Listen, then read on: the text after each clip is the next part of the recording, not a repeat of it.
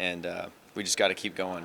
Very optimistic I am, about what we have as an offense, and every week we're right there, we're close, you're close, and eventually we got to turn the page, but I still feel that way, and I'm excited for this next week, the next challenge, and yeah, like you said, just fighting through it and learning. When you went back to watch this last game, what did you see? What jumped out at you and the offense?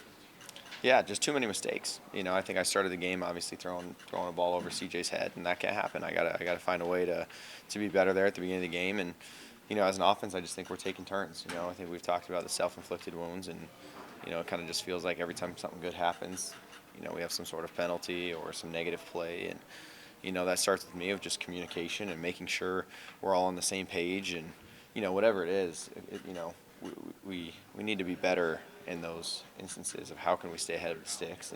And I took 2 sacks in the red zone. I got to find a way to get the ball in my hands. It's just like we got to find a way to be better there. You mentioned getting the ball here. If I'm off on this, just seriously let me know. But it feels like, are you holding the ball a little bit longer, just trying to confirm in your own head, yeah, what I'm seeing is what I'm actually seeing? You have to get to the point where you're just letting it rip and letting it fly.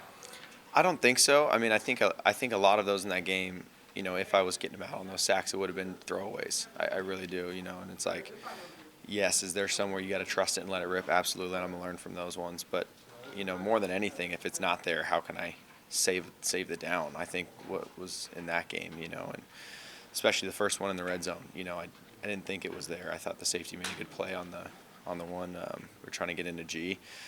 It came quick, but I got to find a way to get it to Brees or dirt it at Brees' feet and let us actually play a manageable second down there, because that hurts us. Is one of the more, I guess, not talked about challenging aspects of going from college to the pros, the difference between college open and NFL open, and having to learn that, looking into the NFL, thinking, oh, well, in college that's not open, but the NFL, no, that actually is. Is that hard, or a non-talked about challenge of the development of you as a quarterback?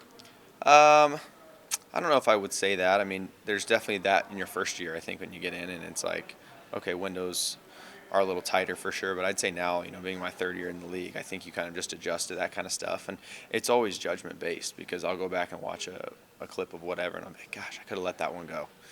This is what I felt and saw out there. I could have let that one go. And then there's other ones I didn't, and I'm like, thank goodness I didn't throw that. You know what I mean? And I think it's always finding that fine line. Where is the risk and reward on that play? Is it something that my team needs me to thread one in there, and it's worth maybe throwing a pick here and there, and we get a couple touchdowns out of it, or do we got to play the next down? And I think that's always the balance of trying to figure that out.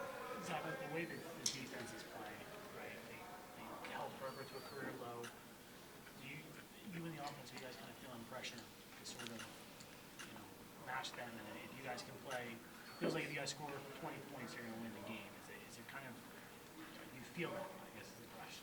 Yeah, they're obviously playing lights out, and we got to be better for them. I don't know if I would say we feel pressure, but we need to do something. We need to score points. It's not good enough, and we understand that. And I wouldn't say pressure, because I think as an offense we know it's close, and it sucks because we keep saying close, right? And I get sick of that. I know everybody else does too, but it's like we really are. And I think if everyone just can take a step of just how can I be a little bit better, me this week, how can I be a little bit better? What mistakes did I have? How can I cut those in half? And I think everyone else has the same exact mindset, and I think it'll take care of itself if we think of it that way.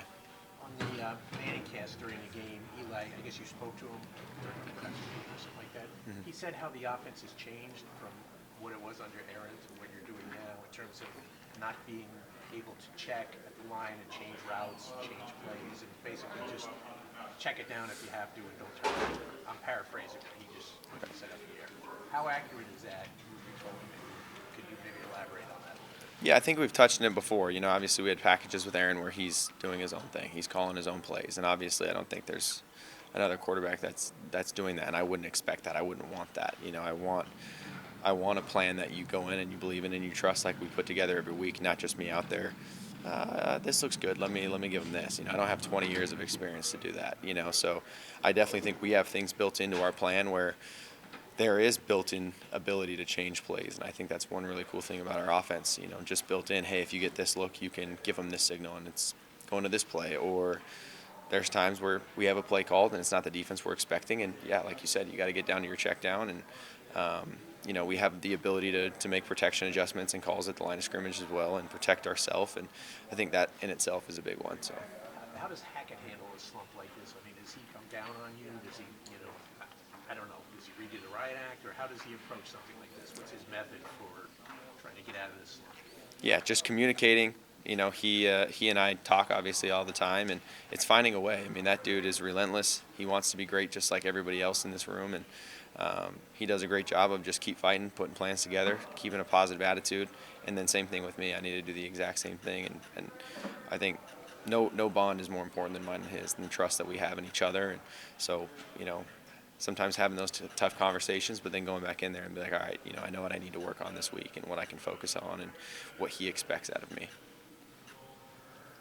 What would you tell Jet fans about you and whether you're the right man to lead this playoff charge? That's an interesting question. I don't know. I don't know how to say that because it's like, why would I be going to Jets fans and first of all bringing that up? I mean, one, of course, I would hope they trust and believe in me, but my job as a quarterback is to 100% focus on how can I put this team in the best position possible. I want the Jets fans to obviously hang with us and believe in us, and I hope they know, as frustrated as they are, we're even more frustrated. We're the guys out there that every week it's felt like that, and we needs to be better. And so I want them to know that I'm doing everything I absolutely can to be the best quarterback I can be, to help us get to the playoffs and more. And that's all I want them to know is we're fighting. Zach, would you want, seems like the majority of what you're doing, whether it's gun or under center, it's mostly just drop back. I mean, you're an athlete, like you can move. Like, is any part of you talking with Hackett or other guys, like, why don't we try bootlegs or just get me out on the move or use my legs, and when the offensive line is maybe struggling a little bit, you can, kind of create plays that way? Yeah, I think it's a time and a place for that kind of stuff. We tried one last week and Khalil Mack was in my face, so it's tough. It's like you have to see who you're playing on the edge, how they respect that kind of stuff. And, I know the guys up front are fighting, and then we're doing everything we can to help those guys as much as possible. But, they have a big one this week playing DN for them as well, for the Raiders. So it's like, you got to be careful with that kind of stuff too. What stands out about positive when you watch this play? Yeah, everything. Dude's a great player, unbelievable player all the way across the board. How tough has it been? Pieces up front. We know now Billy, Robert told us Billy has an injured hand, so you might have a different group now this week too. How tough has that been? Yeah, it's tough, but I'm excited for the guys. What an awesome opportunity. How cool was that for Max to get bounced around back and forth, and it sucks, but that's going to make him a better player. Honestly, it really is. And those dudes are fighting. They're doing everything they can to give it everything they have, and I have so much love and respect for those guys because I know how challenging that can be, and I think it's just going to make us stronger. It's going to make those guys better. It's going to make me better, everybody on the offensive side. Take a couple more. How are you maybe handling it differently this year when you're going through this adversity than you went through last year? Yeah, I think the NFL season's a roller coaster. It truly is. I feel like I'm in a good spot, and it sucks because we're not doing a lot offensively, but progressively each week I feel more and more comfortable. I feel like I'm getting better, and that's all you can do, really in my eyes. It's like if you're progressively just working to improve and get better, it's going to click at some point, and I think everyone has that mindset. But it's a bottom line business, as you know. So It is. Doesn't it come down to production, though? 100%. And that's what I stated, when we first got in here. It got to be better.